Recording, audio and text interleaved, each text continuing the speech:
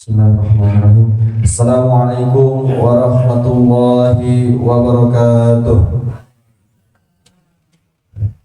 Innal hamdalillah nahmaduhu wa nasta'inuhu wa nastaghfiruh wa na'udzu billahi min shururi anfusina wa min sayyiati a'malina. May yahdihillahu fala mudilla lahu wa may yudlilhu fala hadiya lahu. Allahumma shalli ala Muhammad wa ala ali Muhammad.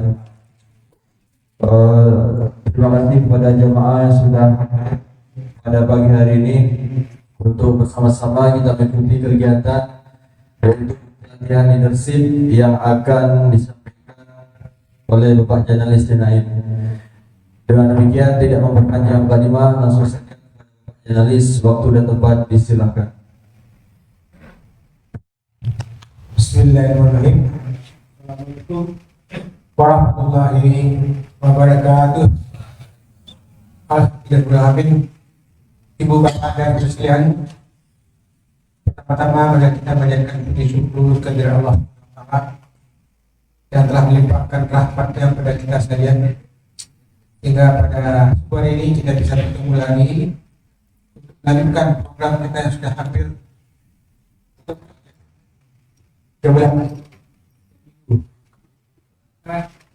topik sekarang ini adalah dakwah dan peranan pemimpin dalam antisipasi disintegrasi bangsa. Ya, dengan mubtada selalu hipotetik. Ini sengaja saya kaitkan agar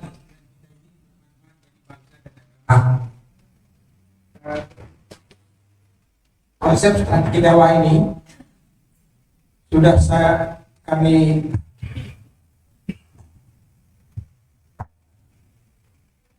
kami sosialisasikan sejak puluhan tahun yang lalu. Salah satu programnya adalah ICMI, Ikatan Cendekiawan Muslim. Adalah produk daripada strategi dakwah yang waktu itu dulu istilahnya itu ada mentor di Brawijaya, idolanya Pak Habibie, mencetak pemimpin yang teknokrat, yang inteleknya religius. Nah, itulah hasilnya daripada strategi dakwah yang sudah kita canangkan puluhan tahun yang lalu, yang hasilnya salah satu produknya ada HPI dan banyak produk-produk lain yang bisa kita hasilkan dari strategi dakwah ini. Saya kira semua orang kita punya hak untuk berdakwah. Lantas nanti akan saya kaitkan bagaimana peran pengelolanya, pejuang-pejuang dakwahnya, agar selamat di dunia dan akhirat. Doa kita apa? Rabbana atina fid dunya hasanah wa fil akhirati hasanah wa qina adzabannar. Karena banyak teman-teman kita sering emosinya berjuang, akhirnya di dunia apa? Daripada umurnya di akhirat belum tentu surga. Kadang belum pasti kan. Tapi kita kan bagaimana di dunia alhamdulillah bisa berbuat optimal untuk agama dan bangsa, di akhirat masuk surga. Itulah prinsip dasar yang kita kembangkan sejak zaman dahulu.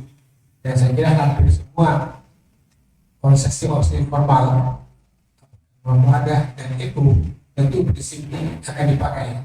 Ya. Jadi ada orang yang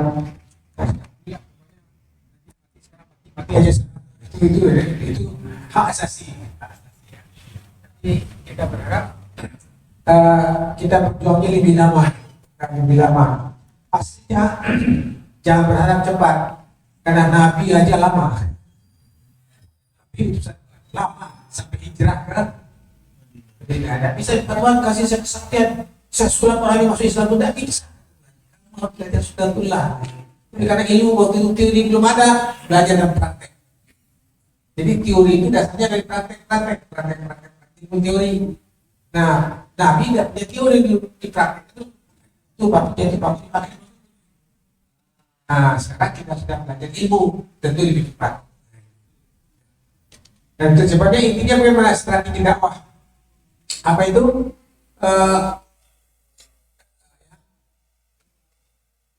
upaya menghimpun dan mengembangkan dan menggunakan segenap potensi. Dari sedakwah apa? Adalah upaya menghimpun dan mengembangkan dan menggunakan segenap potensi umat Islam dalam rangka menyeru, mengajak umat manusia untuk mengakui, meyakini dan mengamalkan ajaran Islam. Itu strategi dakwah. Kenapa perlu strategi? Karena manusia memiliki keterbatasan. Nabi aja bikin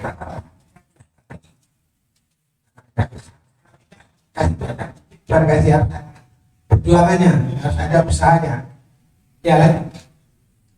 Nah, permasalahan dakwah kita apa? Perangkat masyarakat. Jadi beda maupun pemalah. Karena masyarakat ya ada mukmin, ada muslimin, ada mukhlisin, ada muttaqin. Secara sosiologis ada santri, ada abangan. Wah, itu ya lama cerita ini. Untuk kita berada, untuk kita tahu di mana posisi kita dan apa target kita. Di bidang ibadah apa masalahnya? Banyak sekali. Ya, pada umumnya tidak banyak orang yang sebanyak khusyuk. Bahkan ada penelitian di Brawijaya 75% mahasiswa yang sembahyang tak ngerti artinya. Saya nggak tahu bagaimana kira-kira jawabannya Tuhan dan itu. 25% tak ngerti artinya. Ya, apalagi ayat yang dibaca oleh imam, karena imam bacanya banyak-banyak ya. Tapi kita ikut aja. Apakah itu sudah khusyuk? Nah, semoga khusyuk. Itu masalah di bidang ibadah. Di bidang muamalah, ada mengatakan Islam itu tidak punya konsep untuk pikiran tentang ekonomi, tentang perdagangan. Ada bilang ada, yang bilang ada, belum mampu merumuskannya secara ilmiah. Contohnya, bank syariah saja masih mencari-cari bentuk yang benar sesuai dengan ajaran Islam. Masih ada perubahan. Itu memang perlu penelitian. Itu masalah bagi kita. Masalah di generasi muda dan para pemikir Islam yang akan datang. Itu masalah di bidang ibadah dan bidang muamalah. Nah, tujuan kita apa? Mengembangkan segenap potensi dalam rangka mewujudkan dakwah. Sasaran kita apa? Ibadah muamalah. Bagaimana ibadah kita? Orang sembahyang itu bukan karena takut sama Tuhan, tapi merasa bertemu dengan orang yang kita cintai, kan kita kan? Kalau takut sama Tuhan, bisa udahlah sembahyang itu. Tapi kalau merasa cinta, seperti kita membaca janji jam 7 datang jam setengah 7, jam 4 janji jam 7 mandi jam 5 sudah mandi. Itu karena merasa bertemu. Kita takut sama Tuhan atau karena merasa bertemu dengan orang yang kita cintai. Nah, ini masalah kan? Masalah enggak? Kadang-kadang sembahyang itu masalah yang kita pikirkan. Gimana supaya di bidang ibadah, di bidang muamalah, ya bagaimana supaya kita bisa mengeluarkan sistem ekonomi kesejahteraan sosial. Ada yang mengatakan kalau orang kapitalis itu mengatakan bekerja sesuai dengan kemampuan, menikmati dengan sesuai keinginan, lantas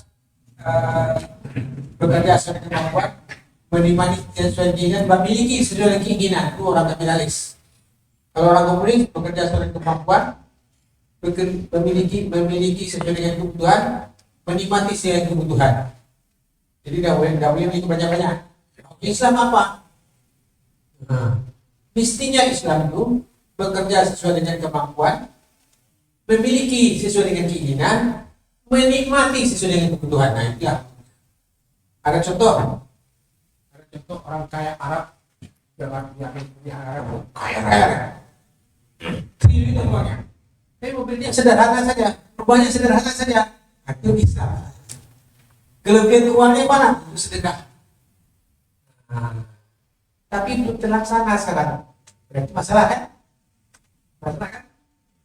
Berarti Islam belum bisa menyelesaikan masalah ekonomi secara operasional. Walaupun secara teori ada. Ini masih banyak orang yang miskin. Ini masalah yang harus kita kaji pikiran masa akan datang. Ini bisa saja lah. Pancasila saya begitu. Katanya kita Pancasila tapi belum dilaksanakan dengan baik. Kalau kita dilaksanakan tidak akan terjadi gap antara kaya dan si miskin. Jadi orang yang Pancasila itu harus jangan ngomong toh aku Pancasila harga mati tapi tidak melaksanakan Pancasila. Tapi teori aja. Nah, oleh itu orang tidak boleh mengaku merasa Islam paling tinggi, merasa Pancasila paling tinggi karena Pancasila ini satu cita. Ya. Nah, asas damai pada bahwasan kita punya konsep, punya kondisi objektif Indonesia sesuai dengan nilai-nilai yang ada di Indonesia. Kita menyesuaikan dakwah kita dengan sosio-kultural Indonesia. Kita langsung anggap kita bahwa kita konsepnya, modal dasarnya Al-Quran sudah jelas, hadis sudah jelas modal dasar. Lantas kondisi undang-undang negara Indonesia itu modal dasar. Jadi Pancasila itu dijadikan apa? Jembatan untuk berdakwah. Jangan dipertentangkan. Kan orang mempertentangkan antara Pancasila itu salah. Bukan, bagi orang Islam Pancasila ada contoh. Waktu saya ingin membangun mentor sama masjid dan Batak, kita susah cari uang. Di mana cara cari uang ini? Saya bilang sama Pak Rektor, waktu Pak Arsono, bagaimana kalau kita masuk tiap hari Rp1.000 menyumbang pasokan? Tuh, ini kan bukan negara Islam, katanya Pak Rektor. Kan bukan orang Islam semua, kan orang Kristen. Dibagi aja Pak sekali itu. Dasar apa? Dasarnya Pancasila sebenarnya. Gimana logikanya? Loh, Pancasila ditarik dari mahasiswa dalam rangka peringatan ketakwaan kepada luar biasa. Nah, orang Kristen kasih orang Kristen, yang Islam kecuali Islam. Oh iya ya, ini luar biasa. Ini Pancasila bisa jembatan untuk berdakwah, jangan dipertentangkan. Dan karena politiknya dipertentangkan. Akhirnya apa? Ya, ini masjid yang sebesar ini bisa mengadakan mentor hampir tiap minggu 2.000 orang diskusi di kampus dengan biaya dari mahasiswa itu. Karena Pancasila ini Pancasila bisa jembatan untuk menciptakan masyarakat Islam yang baik. Jangan dipertentangkan. Yang mempertentangkan siapa? Itu kelompok Dajjal. Yang ingin mengadu bangsa ini karena Dajjal itu adalah kekuatan di dunia yang menguasai teknologi dan ilmu pengetahuan dan punya ambisi menguasai dunia. Caranya bagaimana? Dengan mengadu domba di dunia ini. Jadi oleh seorang pemimpin yang baru itu, kalau sampai ada statement mencaci maki kelompok lain, orang bersama Islam, itu ingat, itu apa? Virus. Mindset kita seperti itu, sehingga kita sama umat bangsa dasarnya caci maki. Sekarang kan kopinya mencaci maki sekarang di WA. Itu kenapa? Karena harmonia rusak. Imam Ghazali mengatakan, dan kalau sudah tahu, apabila di bangsa ini masih banyak. Nah, pengelola dakwah, nah komunikasi dakwah, nah ini lanjut.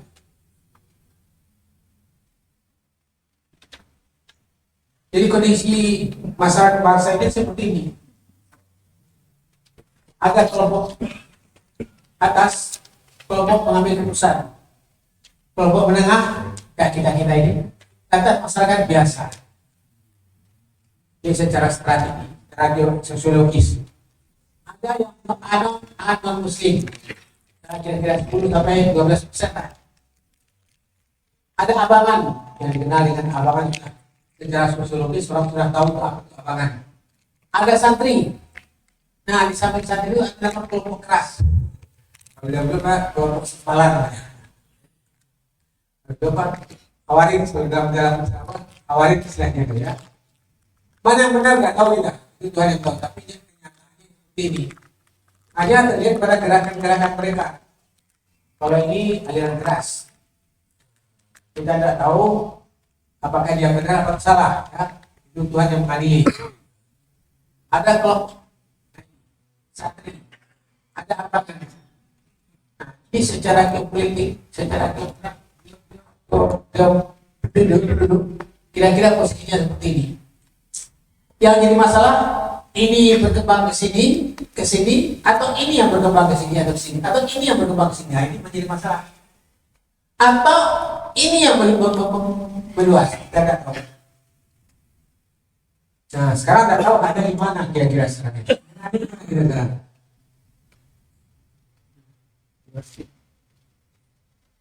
A, B, C, atau D? Kenanya gimana kita sekarang? Hah? C ya? Ini orang seperti ini di dunia bahagia, di akhirat masuk surga. Oh ini itu yang dikenal dengan apa? Takfirin ya. Kalau bukan saya, kamu kafir. Halal darahnya. Apa pendapatnya kita tidak tahu, itu Tuhan yang memponis kita tidak boleh. Mungkin dia benar, kita akan tahu kan. Tapi kalau kita pilih ini, kira-kira kalau ini apakah KTP, Islam KTP. Tapi memang hampir 40% orang Islam tidak sembahyang. Buktinya lewat Jumatan. Jadi banyak peliharaan kan? Kan patukannya Jumatan kan? Sudah sembahyang belum tahu, ngerti nggak artinya? Itu jadi masalah. Itu adalah masalah dakwah yang harus kita perhitungkan. Konsentrasi kita mengarah ke sana. Bagaimana orang santri ini bisa sembahyang? Tapi antara ini dengan ini tidak usah dipertentangkan juga, karena mereka sama-sama Islamnya, kan? Nah, sekarang dipertentangkan, nah itu yang tidak boleh, karena itu sasaran dakwah, jangan musuh, anggap sebagai sasaran dakwah. Kan beda kan? Kalau menghadap musuh kita cari kesalahan dia, cari membuli orang. Kalau kesalahan dakwah kita bujuk-bujuk dia. Ya. Sekarang apakah? Sekarang mana-mana? Apakah ini bergerak ke sini atau ini bergerak ke sini? Kalau menurut analisa ya, belum ada penelitian ini ya. Ini makin lama makin melebar. Ini makin lama makin melebar. Ini makin lama makin melebar. Indikatornya apa? Sudah banyak orang berjilbab. Indikator sederhana. Indikator sederhana sudah berjilbab. Ibu-ibu udah berjilbab kan? Nah ini indikatornya, oh ternyata santri makin lama makin banyak. Jadi benar ramalan bahwa suatu saat Islam ini akan menguasai dunia. Walaupun di Arab buka jilbab, di Arab ada, tapi bahkan di Eropa terbanyak pakai jilbab orang sekarang. Ini berarti kelompok santri ini akan semakin lama semakin banyak. Nah kalau itu apa yang kita lakukan? Jadi kalau ini mewah oleh ilmuwan, kemudian ini kelompok pengambil keputusan, wali kota, bupati, kepala bagian, kepala biro di sini. Di kelompok santri ini sudah kalau dulu ini kecil itu, yang jadi birokrasi itu abangan semua. Sekarang sudah bagi-bagi. Sudah ada pemerataan. Walaupun limbang, ini dulu kajian ilmiah, tapi secara hipotesa semua orang setuju. Nah, masalah apakah ini bergerak sini, ini bergerak sini, atau ini bergerak sini, atau ini. Kalau ada di sini, tentu berikutnya coba bagaimana orang radikal itu menjadi dina. Bagaimana orang yang suka anarkis itu menjadi dina. Jangan dimusuhin, dibina, jangan dibinasakan. Kalau dibinasakan kok dijebak, ya supaya dia bersalah, jadi tanggap, dibinasakan. Tapi kalau dibina apa? Didekati dia, adakan pendekatan komunikasi persuasif itu dan pendekatan leadership. Bagaimana pemimpin yang sudah santri dengan senang hati membujuk orang yang radikal itu menjadi tidak melakukan tindakan yang anarkis. Kenapa? Karena kita inginnya di dunia jadi orang kaya, di akhirat masuk surga. Nah, demikian juga menghadapi orang abangan ini. Kita harus sebagai musuh. Karena tidak kesalahannya apa? Agar kompak dicari musuh. Itulah sasaran dakwah kita.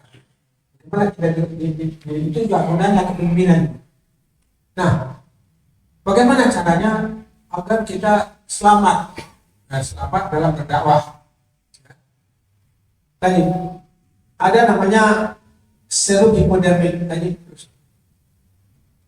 Di hipodermik itu apa? Sebuah suntik dengan serum akan timbul namanya antibodi. Antibodi itu akan bersifat serentak dan seragam. Nah, apa itu? Dalam bentuk pesan-pesan komunikasi yang dalam teori jarum hipodermik. Apabila pesan-pesan komunikasi ini disosialisasikan secara mendalam, maka akan berubah masyarakat itu dan serentak dan seragam, cepat. Bisa negatif, bisa positif. Yang kita inginkan itu yang negatif, yang positif. Yang negatif apa? Tauran, sekali ngomong tahu. Itu jarum hipodermik ini. Harus sikat. Tapi yang kita ingin adalah bagaimana kita rubah sikap orang itu menjadi sikap yang bisa produktif.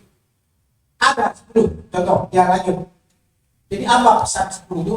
Pesan itu dan membentuk opini. Opini itu akan menentukan sikap orang, akan membentuk sikap orang dan tindakan orang. Cara berpikir dan cara bertindak. Kita manusia mesti pada bagian dunia bagian yang itu harus ditanamkan kepada pemimpin. Sehingga kalau dia berbuat apapun, tentu keselamatan dirinya dia pikirkan. Kalau dia organisasi, jangan sampai organisasi gelap lah, karena itu akan mencelakakan dirinya termasuk keluarganya.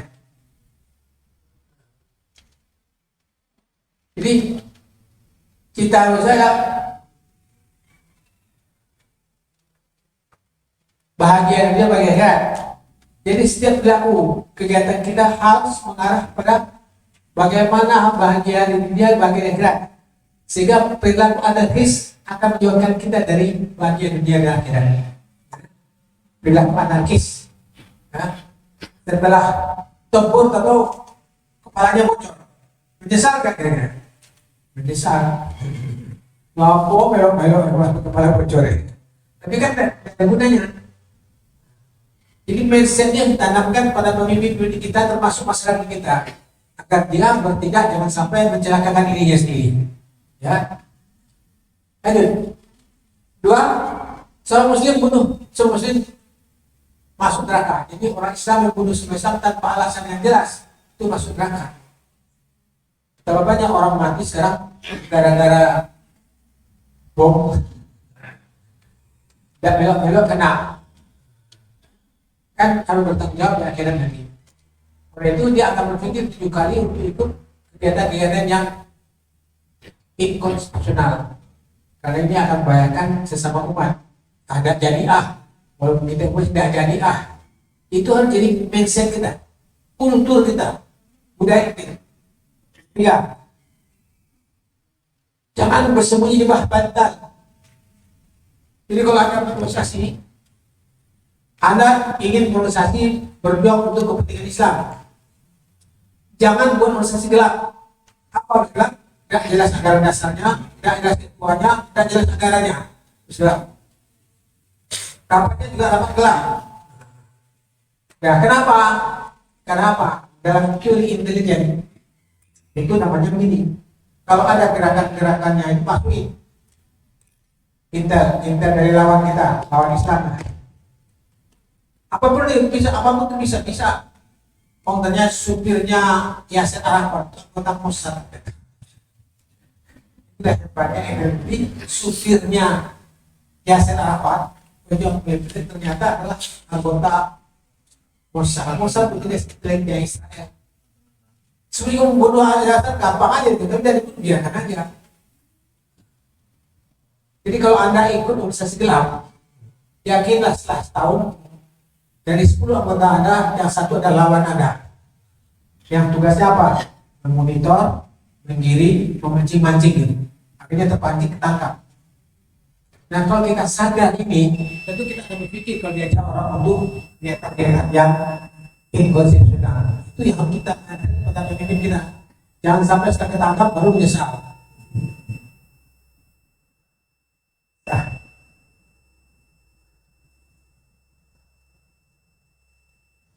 Apalagi terjebak dalam kegiatan yang anarkis tadi. Orang masuk surga duluan adalah orang soleh, kaya, soleh dan dermawan. Jadi orang masuk surga orang kaya, soleh dan dermawan. Untuk itu kita harus kaya dan soleh dan suka bersedekah. Nah kalau ini terus bagaimana kita menjadi kaya? Ini mindset yang ditanamkan. Kalau kita melakukan tindakan anarkis, tidak mungkin kita jadi kaya. Rakyat tidak mungkin jadi kaya, ada sibuk berantem aja terus. Yang banyak berantem terus. Coba dikasihkan ke kita, kan enak. Berantem terus. Lagi, lima pemimpin yang zalim tak boleh dikurangi selama dia masih sembahyang. Jadi pemimpin itu bisa saja dia berkibat zalim. Bisa. Apa jadi pemimpin itu tidak gampang. Jadi ketua RT aja susahnya saya mati. Kenapa? Aturan kita tidak lengkap, tidak memadai sehingga orang mudah salah, mudah disalah dan mudah menjalankan. Kalau ingin jadi wali kota, ada SMP bisa tahu saking banyaknya kesalahan wali kota. Dia tidak boleh dikurangi selama dia masih sembahyang. Nah, itu aja. Betul nggak? Dia salah, mati. Jangan dong. Dia masih sembahyang. Jadi kalau tidak sembahyang, darah. Jadi pemimpin yang zalim tidak boleh dikurangi selama dia masih sembahyang. Dianggap zalim. Mungkin karena keterbatasan dia mengambil tindakan apa? Pemimpin itu bisa mengambil tindakan yang merugikan seperti yang kecil orang. Nah bagi sebagian kecil itu zalim teman-teman kan?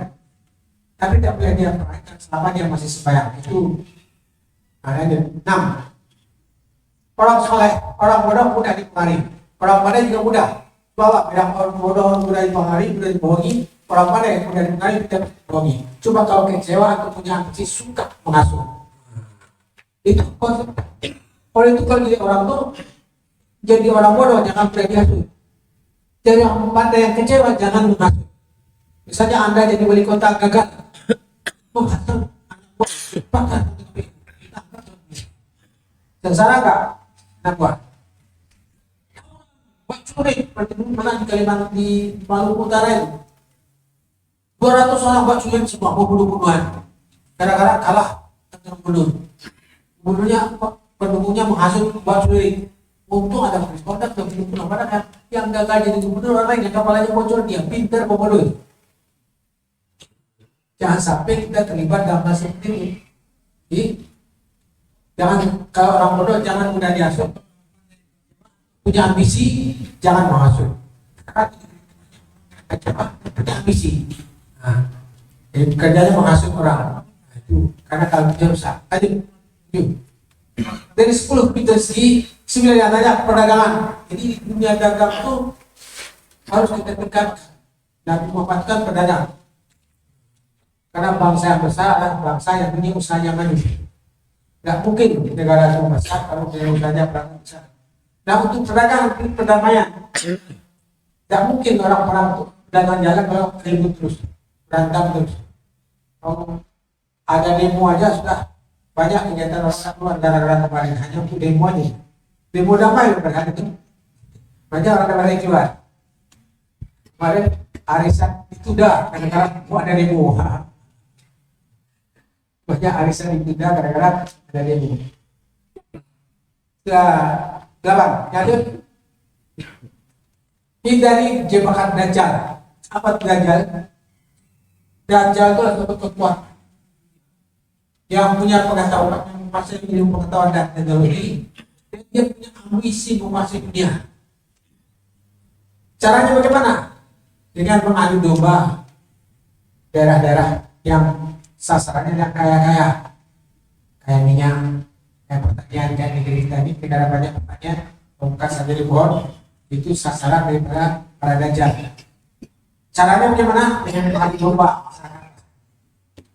Kita harus hati-hati. Boleh berbeda pendapat, tapi jangan sampai pada titik kulminasi kita dalam belajar tentang spiral konflik. Masih ingat spiral konflik? Boleh tegar, tapi jangan sampai pada titik kulminasi sehingga menimbulkan perpecahan. Nah, kalau kita berbicara itu sudah virus Dajjal ada ya. Jangan sing waras kalah. Orang Jawa bilang sing waras. Kita bertengkar di organisasi, jangan sampai kalah buat partai baru. Nah, ini banyak kan kalah buat partai baru. Artinya partai BTBB artinya semuanya ada masuk Indonesia. Kenapa? Tidak pakai ilmu. Tidak pakai ilmu. Misalnya kalau kalah, ya kalau sudah diputuskan kita lah, ya terima, jangan buat baru sekarang buat baru sekarang, makanya sama-sama kecilnya.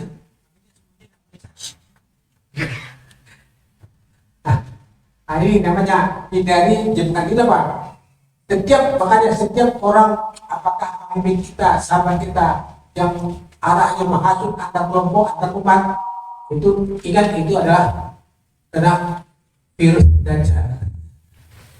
Ini dari konsep kepemimpinan kita itu harus kita mentionkan. Kalau ada teman ini kelompok ini diekspos secara terang-terangan, gitu, mencari-cari kesalahan teman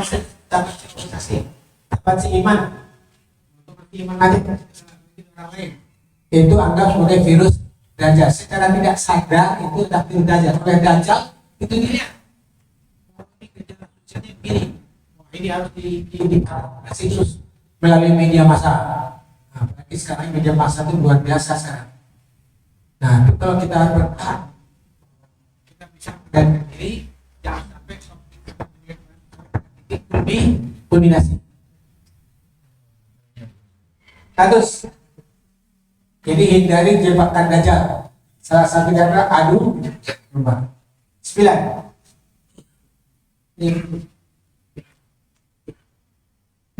Song-song kalian Imam Mahdi ini. Imam Mahdi itu siapa? Ada orang akan dikirim sama Tuhan pinta. Itu dari banyak penafsiran tentang Imam Mahdi. Ada satu yang menarik banget. Itulah proses sejarah. Seperti adanya Bung Karno karena ada Cokro Aminoto. Itu proses sejarah. Jadi akan ada pemimpin nanti yang universal, yang kawan senang lawan senang, nama Imam Mahdi. Nah, sekarang ini tugas kita adalah menemukan siapa atau memproses siapa orang yang menjadi pemimpin yang mencintai dan disenangi orang. Kawan senang lawan senang, nah itu kawan senang lawan senang. Atau kawan senang lawan tidak keberatan, minimal itu. Itu namanya pemimpin universal. Dia tidak punya musuh. Nah sekarang enggak, kalah 5 tahun dan sapaan. Ini kena virus Dajjal. Jadi kalau saya lihat ada kelompok-kelompok organisasi yang mencaci organisasi lain, apalagi sesama Islam, ini virus Dajjal. Kita harus berpikir seperti itu supaya apa? Mereka ada terus-terusan. Kadang-kadang, yo, sama DP itu kan itu aneh kan. Padahal dulu sendiri sejalan setelah menang rebutan. Kenapa? Karena kalau bukan. Jadi mulai sekarang berpikir kita, setiap teman yang bersifat propagator kan sampai kena virus Dajjal. Berani tidak ngomong? Kalau orang ikut pelatihan saya gitu, saya akan di WA itu selalu bertindak seperti itu. Aki boleh kita bilang, saya kasih netralisir kita. Oh Pak jurnalis isu iya. Itu virus kita jangan terjebak sama virus Dajjal. Suka dia orang sama teman sendiri caci maki, dulu ke sahabat salah caci maki, dulu sahabat seiring sejalan setelah sedikit waktu digede-gedein. Nah itu melankolis. Orang melankolis itu apa? Membesar-besar kecil gede-gedein dan pendendam. Itu termasuk orang itu ada 17% kayaknya melankolis. 70% kayak itu melankolis, suka dendam dan juga menghasut.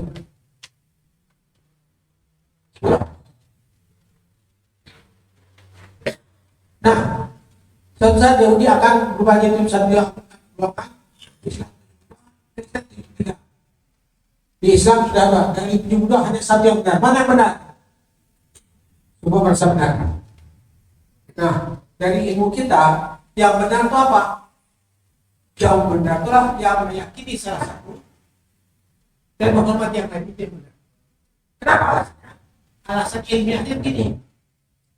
Barang ini kalau diukur 3 kali secara analitis di laboratorium, pertama diukur beratnya 5 gram, 535, 3 angka di belakang koma.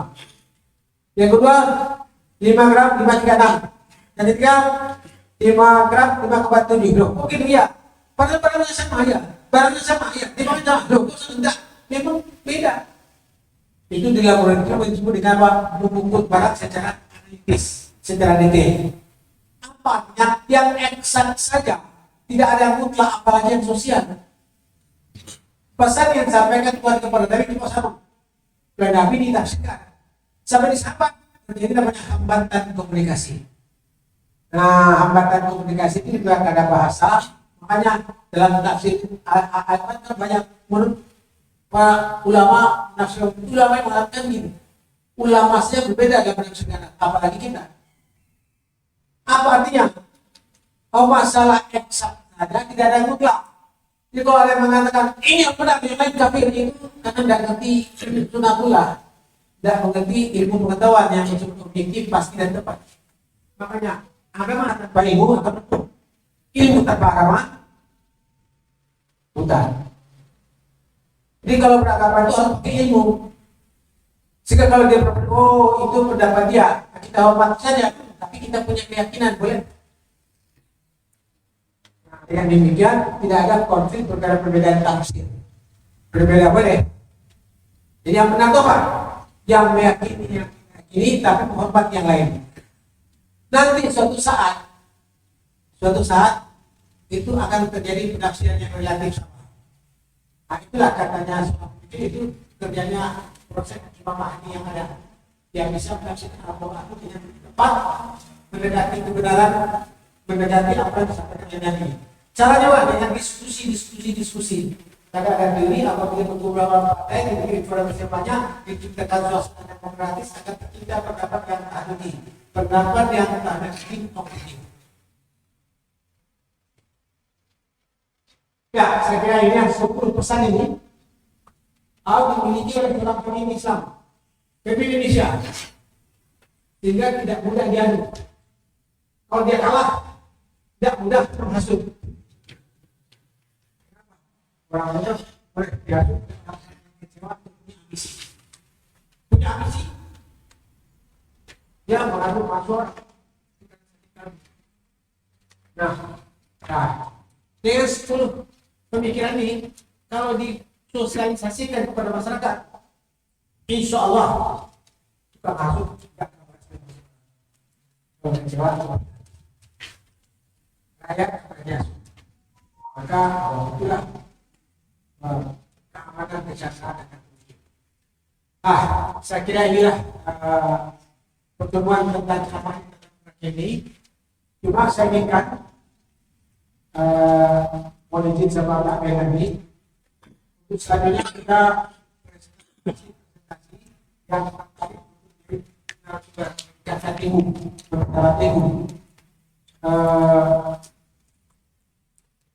Ada 2 sertifikat. Sertifikat pertama Anda dianggap mampu sudah presentasi, misalnya presentasi. Kalau Anda presentasi tidak apa-apa, biasa saja. Tanpa berdaya jadi narasumber. Tapi syarat semuanya suhu, bukan suhe buru jauh. Jangan hanya bersinar biasa, jangan dulu dan selasa terus sendiri orang.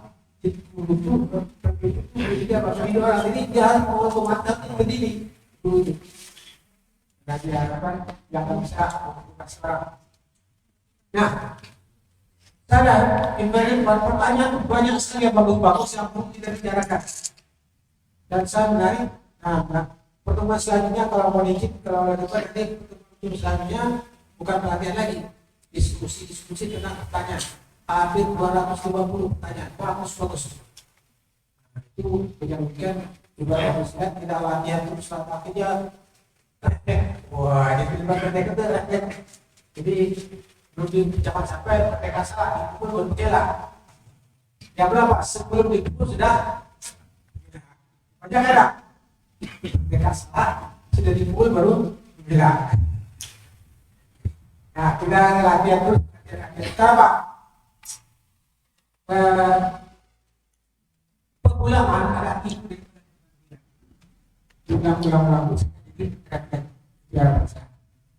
Jadi ceramahnya tunjukkan, tapi pusatnya presentasi, dan pusatnya kalau mau izin takbir dulu, saya siap membahas ini sebelum saya praktek.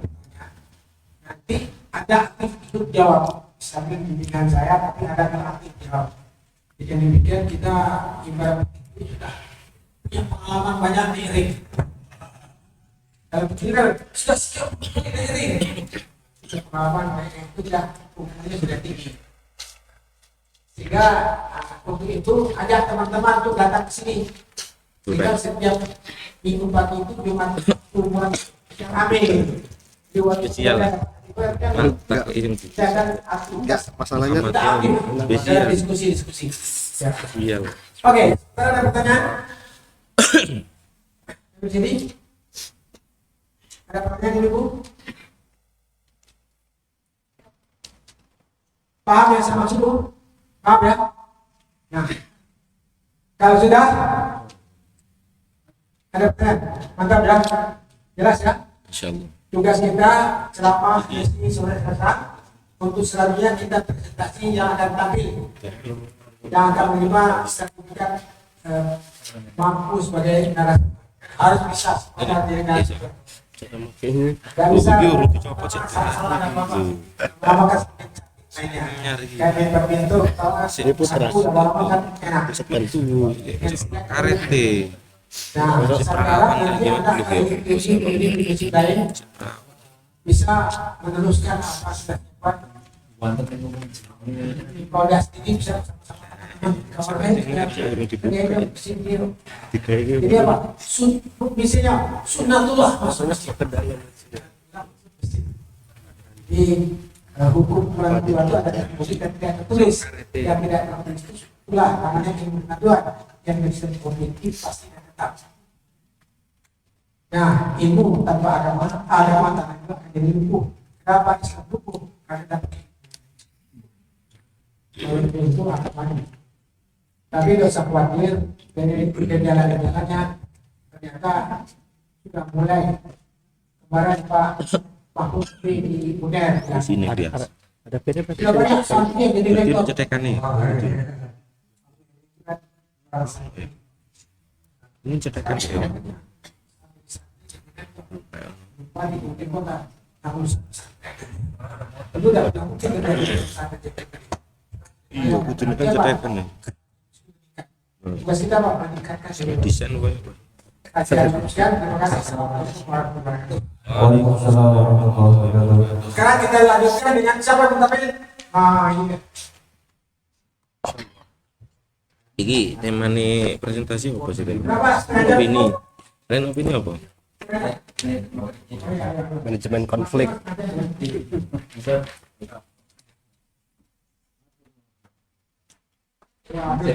Profesional itu yang dibagikan sih. Yes.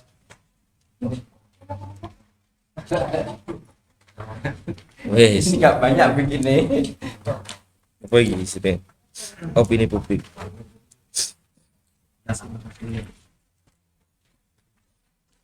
Opini. Ini baru profesional.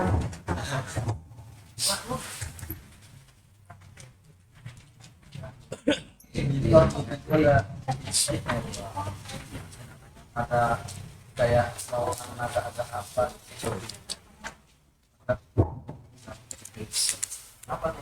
Oh, apa? Bismillahirrahmanirrahim.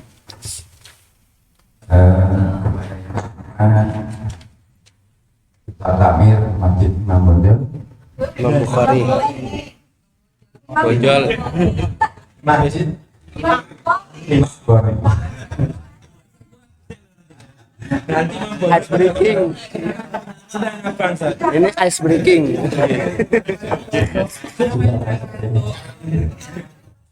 Yang kedua yang terhormat inisiator panitia Siapa dong? yang telah punya ide Sugeng. pelatihan hingga untuk meramaikan sholat. Dan yang ketiga yang kami muliakan dan terhormat Ada gelar. Bapak narasumber jurnalis dan naib yang luar biasa. Bismillahirrahmanirrahim. Assalamualaikum warahmatullahi wabarakatuh. Waalaikumsalam warahmatullahi wabarakatuh. Bapak-bapak yang Allah, di titik yang mulia ini, mari kita pertama-tama kehadirat Allah Ta'ala, karena jenengan saya masih belum atau masih masih sehat, disyukuri, sehat disyukuri gitu. Alhamdulillah. Saya perkenalkan, nama saya Sugeng Haryadi. Dulu saya ke Malang itu saya cuma kemana-mana juga jalan kaki. Saya kos di Kaitan yang 3 tahun 88 dan saya lulus 94. Alhamdulillah. Saya sudah 7. Saya sudah 7. Yang pertama ya.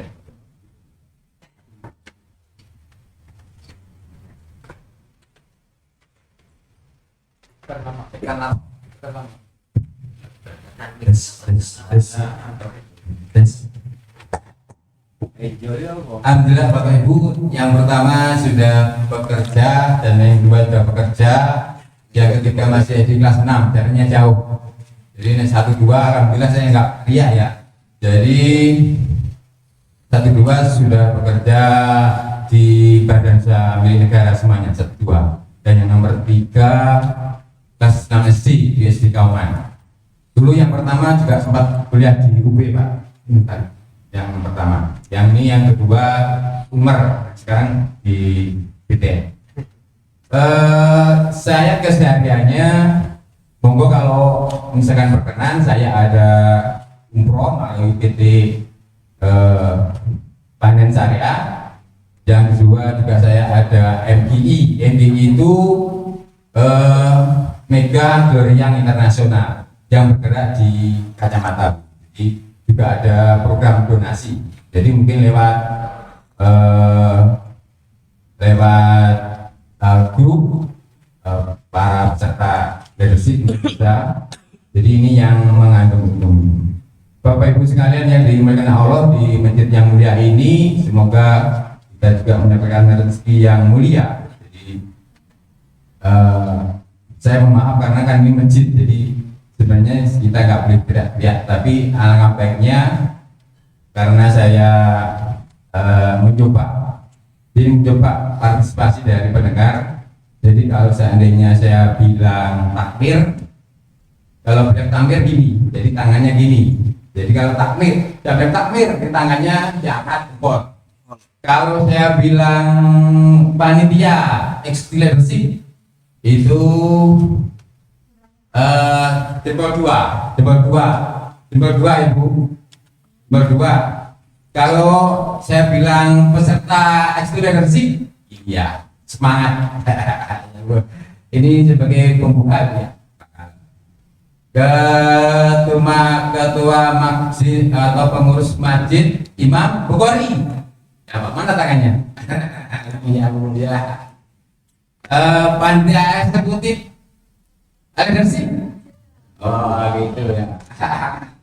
Kalau peserta eksekutif leadership, ya gini ya. Harapannya kita sebagai peserta semoga kita bisa semangat dan bisa sukses. Amin. Saya tidak panjang lebar Bu, jadi sudah terumur Mas. Jadi saya membahas mengenai kemarin sudah arahan dari Pak Karangsumber. Jadi ada opini, terus juga ada ciri-ciri opini, juga ada proses opini, juga macam-macam opini serta konsolidasi partisipasi. Mungkin mau kita bahas satu-satu.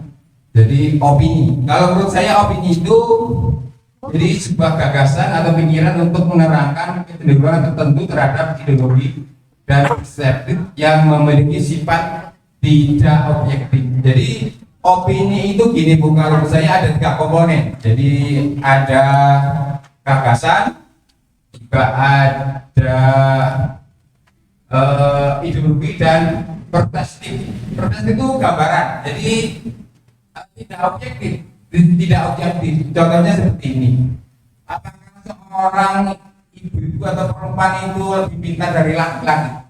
Kira-kira seperti itu. Opini contohnya. Jadi kan nggak mesti kan. Apakah seorang ibu itu harus pintar dengan sama yang seorang suaminya? Kan tidak mesti. Contoh opini seperti itu. Terus misalkan contohnya apakah kalau misalkan mendung itu berarti hujan? Nggak mesti ya. Nggak mesti ya.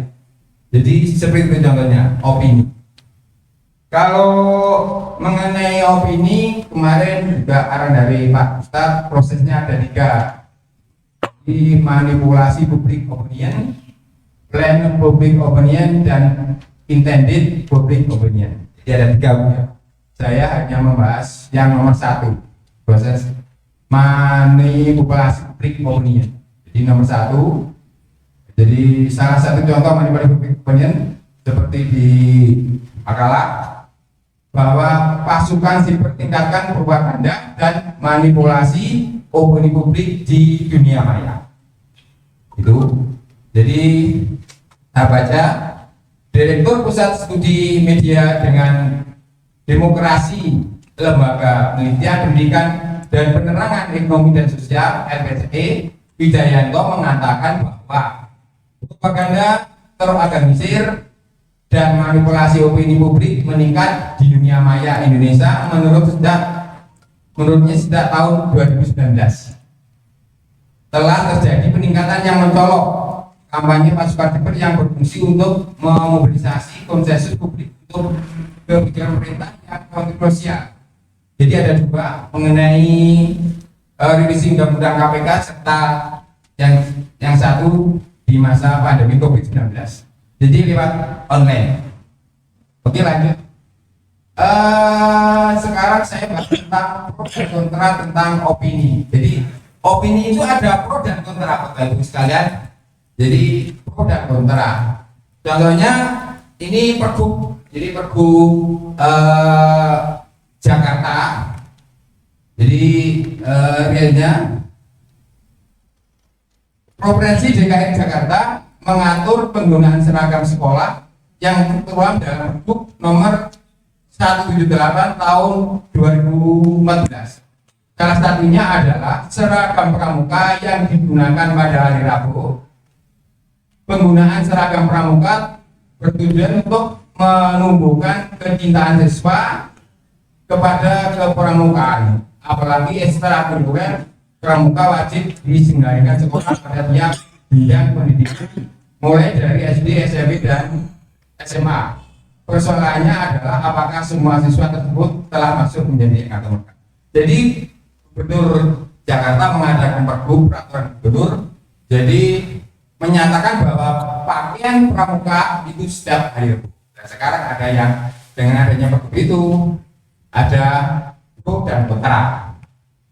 Jadi kalau yang pro, pemerintah telah menetapkan kegiatan pramuka sebagai kegiatan pengembangan diri wajib. Salah satu penerapannya dengan menggunakan seragam pramuka. Penggunaan seragam pramuka di semua jenjang pendidikan bertujuan menumbuhkan semangat panduan pada diri semua siswa. Ini yang pro, ya. Dan sekarang yang kontra. Pemakaian seragam pramuka seterusnya tidak wajib karena yang memakai seragam pramuka adalah mereka yang telah menjadi anggota pramuka. Dalam hal ini tidak semua siswa SD, SMP, dan SMA menjadi anggota pramuka, tetapi mereka dengan bangga menggunakan seragam pramuka tersebut tanpa dibarengi rasa tanggung jawab dan akan menjadi aneh dan lucu jika untuk menjadi anggota pramuka harus dipaksakan. Jadi kalau menurut saya gini Bu, jadi setelah adanya Pergub itu, umumnya itu menetapkan bahwa hari Rabu itu dinyatakan memakai seragam pramuka. Dengan catatan, jadi kalau yang pro itu dia memang karena wajib, karena setiap hari Sabtu biasanya sama Jumat itu kan memakai seragam pramuka, tapi di lain pihak bahwa yang memakai pramuka itu bukan anggota, jadi permukaannya di situ. Jadi semua yang memakai seragam itu tidak semua menjadi anggota, makanya ada pro dan kontra. Kita lanjut yaitu konsolidasi, Bu. Jadi konsolidasi, jadi pengertiannya adalah sebuah usaha untuk menyatukan dan memperkuat hubungan antara dua kelompok atau lebih untuk membentuk suatu entitas yang lebih kuat. Jadi konsolidasi itu pernah terjadi pada tahun 1988. Jadi waktu Saya itu usul juga kayak gini itu harusnya pernah dari jadi awal. Ibu, Terus dengan waktu masih mengalami 5 krisis menit, ya, 7 menit. tahun 88. Bagus. Jadi waktu itu saya beli sepeda motor, waktu itu Saya saya sudah beli Honda Prima itu Dari kemarin Izin Bapak, sebelumnya mungkin tadi kan kegiatan kita mulai pada pukul 4.40, maka akan kita cukupkan sampai pukul 5.40. Nah, mungkin bisa dipersingkat lagi materinya. 5. ya. Oke, lanjut, terima kasih. Ini setelah koordinasi komunikasi, jadi komunikasi ada 11. Setelah itu partisipasi. Saya kira Bapak Ibu sekalian bisa membaca makalah, mungkin saya singkat itu. Intinya di opini, konsolidasi dan berkreasi. Intinya dengan adanya opini kita bisa membuat hidup selalu banyak kreativitas dan banyak ide untuk kesuksesan hidup kita, baik nanti di dunia maupun akhirat. Saya kira itu mungkin ada yang ditanyakan, mungkin nanti setelah itu mungkin dari praktek narasumber yang lain, Bapak Ibu sekalian, ada yang ditanyakan? Saya kira kalau cukup saya akhiri, tapi dengan harapan saya kepada alumni peserta eksekutif leadership, harapan saya bahwa nomor 1 adalah saya silaturahmi memperbanyak saudara dengan harapan supaya bisa panjang umur, banyak rezeki. Amin. Saya kira itu, saya mohon maaf, saya akhiri. Assalamualaikum warahmatullahi wabarakatuh. Waalaikumsalam warahmatullahi wabarakatuh. Ada satu lagi. Habis 20 menit. Yang 20 menit lagi apa? Kurang berapa menit? Yang siap siapa? Kurang berapa menit? Ibu-ibu yang Loh, siap kurang berapa menit? Biasa dulu. Mulai nih. Ya, wis. Sampaikan aja habis. Sampaikan habis. Nur Rohman. Ya. Oh, Nur Rohman. Nur Rohman. Silakan.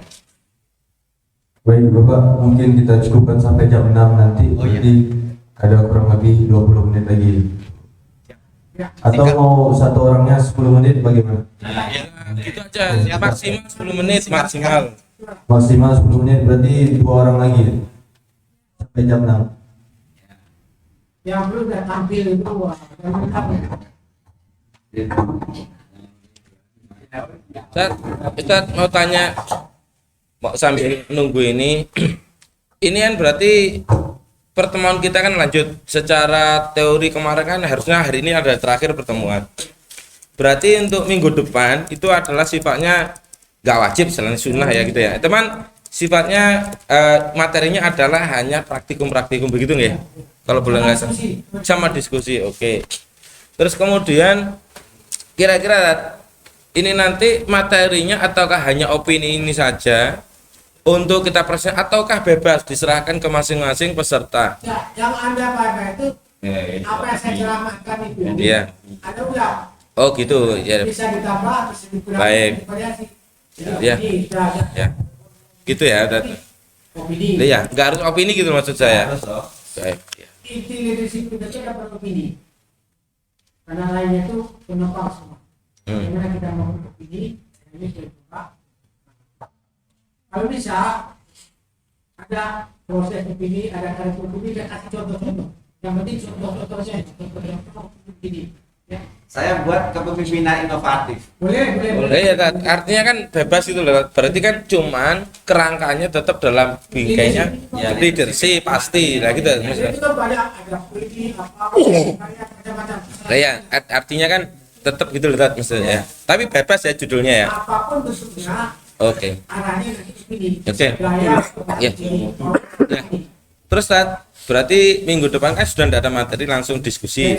Ya, berarti gini Tat, saya tanya lagi masih belum selesai. Yang kedua adalah kita kasih waktu, berarti nanti supaya nanti semuanya mungkin bisa tampil, juga waktunya lama untuk berdiskusi, mungkin nanti dikasih waktu maksimal, misalkan tampil maksimal 7-10 menit, nah gitu loh maksud saya. Ada gitu nggak? Itu ya? Oke, baik Tat, makasih. Oke, sebelumnya Pak, ini mungkin ada lagi yang mau tampil setelah ini. Oke. Enggak ada. Satu aja ini. Udah ini aja cukup ya, udah lewat waktunya. Wes. Satu aja wes. Bismillahirrahmanirrahim. Assalamualaikum warahmatullahi wabarakatuh. Waalaikumsalam. Terima kasih atas waktunya. Ya. Pada kesempatan pagi hari ini saya akan mengulas salah satu materi pada pertemuan kita, kelas kita yang selama ini kita pelajari, yaitu membangun sifat kepemimpinan. Ya, mohon izin Ustaz dan Bapak Ibu semuanya. Nah, sebelumnya mungkin kita sering berinteraksi namun belum sempat mengenal lebih jauh, ya. Izinkan untuk saya perkenalan diri, Bapak. Perkenalkan, nama saya Nur Rohman, biasa dipanggil Rohman. Tinggalnya di perumahan Bumi Madinah Daun. Nah, kesibukan saya saat ini adalah seorang business owner atau seorang pengusaha yang bergerak di bidang catering makanan maupun kue. Nah, di samping itu saya juga seorang certified mentor BRM. BRM merupakan metode pemetaan untuk pengusaha baik itu pemula maupun kelas menengah. Selanjutnya, saya juga saat ini diamanai menjadi seorang mentor bagi mahasiswa-mahasiswa yang menerima beasiswa dari Basnas. Jadi di kampus-kampus banyak mahasiswa menerima beasiswa untuk kewirausahaan terutama. Nah, saya diminta untuk mendampingi mereka untuk bagaimana mengembangkan bisnis yang lebih bermanfaat. Dan saya juga terakhir menjadi alumni pelatihan kewirausahaan yang mana itu dari komunitas Sukses Berkah Community yang pernah didampingi oleh Coach Ridwan Abadi. Itu profil singkat dari saya. Nah, selanjutnya, ini saya mengulas dari materi yang pernah kita pelajari ya, dan sedikit saya tambahkan.